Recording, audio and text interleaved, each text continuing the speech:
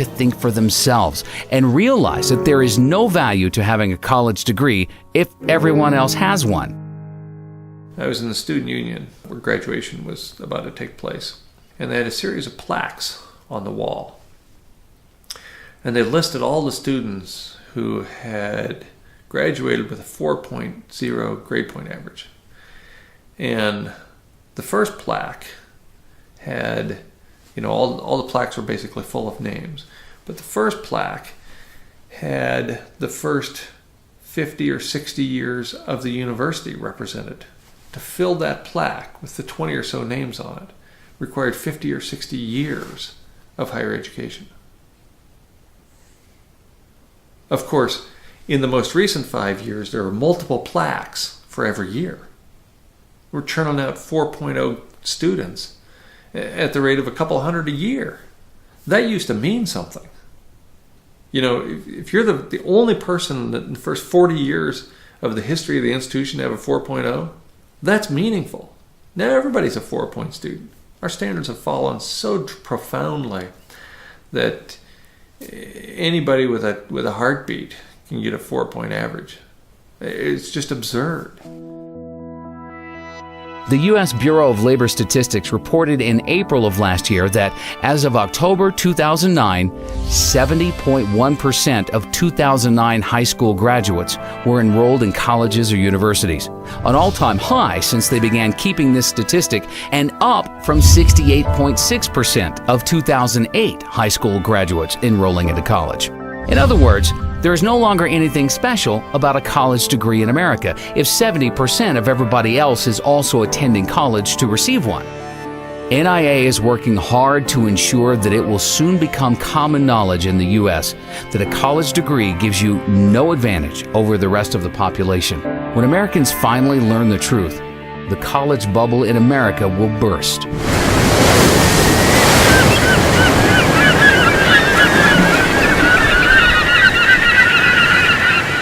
College enrollment has been increasing really since the late 80s. But what kind of is an unknown secret is since 1992, the majority of college graduates, 60% of them were in positions that the BLS considered low skill and typically did not require a high school education. For example, 20% of all the new waiter and waitressing positions created since 1992 have been filled by college graduates.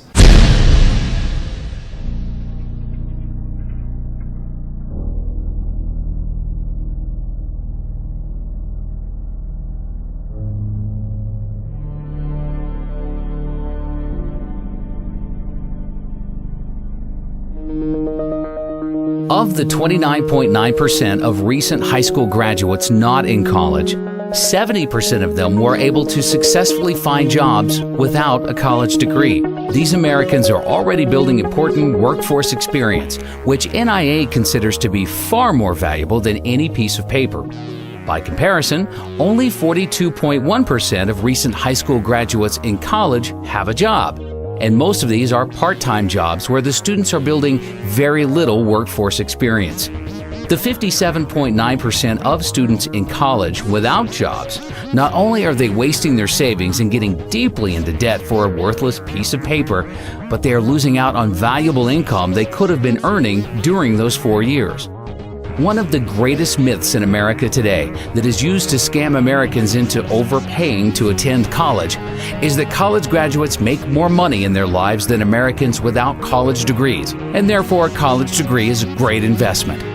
According to studies from biased organizations like the College Board, Americans with college degrees will earn $1 million in additional income over their lifetime compared to high school graduates with no college degrees.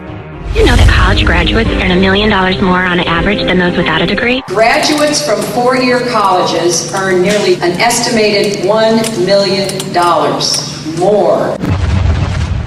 Most colleges and universities in America use this $1 million in additional income statistic to hype and sell their product.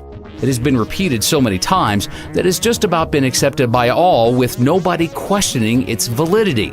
However, for any student thinking of attending college, they need to consider the facts surrounding this number and compare it to the true cost of attending college. With the cost of annual college tuition now at $27,293, if we assume continued 5.15% college tuition inflation over the next 4 years, the average cost for a student entering college now to receive their bachelor's degree in 4 years will be $117,900. Therefore, even with the current college inflation crisis, an expenditure of $117,900 on the surface seems like a good investment if the return will be $1 million. The secret truth is, most college students do not receive their degree in 4 years. The Americans who are earning $1 million more in their lifetimes are actually spending an average of 6 years in college before receiving their degrees. Therefore, assuming continued 5.15% college tuition inflation for years 5 and 6, the total cost for the average student's degree in order to earn their $1 million in extra income will be $186,349. For those who borrow that full amount and pay it back over 10 years at a 6% interest rate, the additional interest expense would be $61,914, bringing the total cost of the degree up to $248,263. Then you need to consider the matter of lost income. The average high school graduate who finds an entry-level job without a college degree earns $35,400 per year over the first 6 years.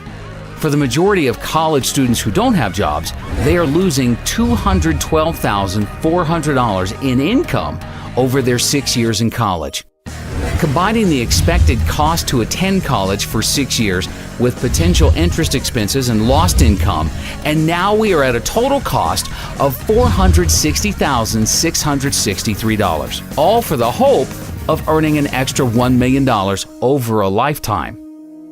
Another important fact is, all of the reports that show $1 million in extra income for college graduates over high school graduates include students who receive GEDs as being high school graduates.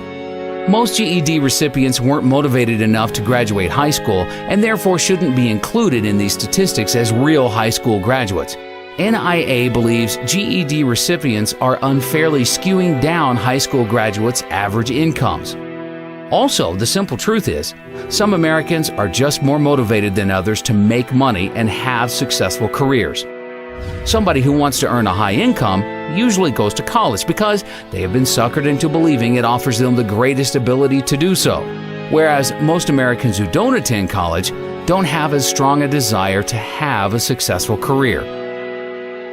95% of college graduates interviewed by NIA with annual incomes above $200,000 tell us that their college degrees had absolutely nothing to do with their business success. In fact, of these same people surveyed, 90% of them said that they probably would have become successful at a much earlier age and be making even more money today if they didn't waste so many years of their life attending college. The phony $1 million in additional income study that was conceived by the education industry in order to deceive Americans into overpaying to attend college is just one of many false, misleading studies that they have created in an effort to create an illusion that college is a good investment, no matter how high tuition prices rise. The mainstream media has been working with the education industry and helping them perpetrate their schemes on the American public. One of these schemes was the 2008 pharmacist shortage hoax. 3 years ago, there were 15 new pharmacist schools getting ready to open in the U.S. In order to create artificial demand for enrollments to all of these new schools, the industry decided to create an illusion that there was a huge shortage of pharmacists in the country that will continue for the rest of the decade, with 150,000 new pharmacist jobs needed by 2020. One place where the U.S. economy has too many jobs and not enough applicants is in pharmacies. Because there's a shortage of pharmacists, many are overworked from putting in long hours. With pharmacies open 24 hours a day and a huge population of aging baby boomers consuming larger amounts of prescription drugs, it adds up to an industry that cannot find enough pharmacists to go around. From the student standpoint, and our students know that when they graduate, they have a job. I mean, in fact, they have a job even before they have graduated. It's not that they can practice as a pharmacist, but they know they have been offered already a job. So that's one of the positive side. On the negative side is the pressure it's put on the schools to really come up with the number of pharmacists that are needed in the future. By some estimates, the U.S. would need more than 150,000 new pharmacists by 2020 to match supply with industry demand. Experts say the pharmacist shortage will continue for at least a decade or more. In the meantime, at least 15 new pharmacy schools are expected to open their doors by 2010, even as existing schools expand in size. NIA has been hearing dozens of reports from its members with family members who have graduated pharmacy schools 6 months to a year ago and have sent in their resumes to hundreds of different pharmacies in the New York metropolitan area and have yet to even receive one job offer. Even experienced pharmacists are having major difficulties finding pharmacist jobs.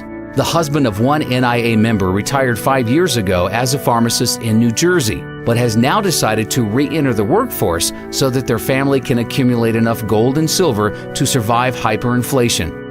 Unfortunately, he was forced to leave his family and move to a rural part of Alabama in order to receive a pharmacist job paying only $18 per hour. Law schools have also been deceiving the public with false and misleading statistics. During the past decade, an unprecedented number of Americans went to school to become lawyers because they thought if they became a lawyer, they would immediately become rich. Some law schools are advertising that 90% of graduates are employed within 1 year of graduating. The unfortunate reality is, law schools are deceiving their students with these statistics because most of their graduates who are employed within a year of graduating are not employed at law firms. They can be employed at Walmart or McDonald's, but the law schools will still consider them to be part of their 90% employed within a year. A lot of schools right now will tout a job placement rate after graduation, or what percentage of their graduates are employed X amount of months after graduating with a degree. And what you're seeing sometimes is manipulation and outright just fraud in how they calculate this. One major law school was recently admitted to hiring a bunch of unemployed illegal graduates to work in their admissions group at the same time their placement rate survey was being conducted. So yes, were they employed at the time? Yes, but it was an illegal profession.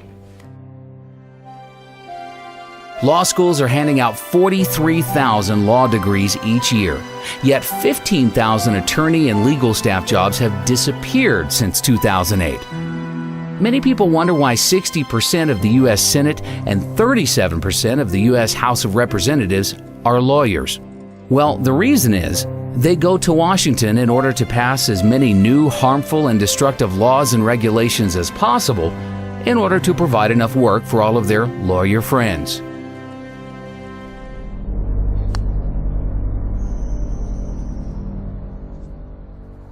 So I decided to go to law school. I went to Chapman University School of Law. I graduated in 2005 and passed the bar in 2005, July of that year.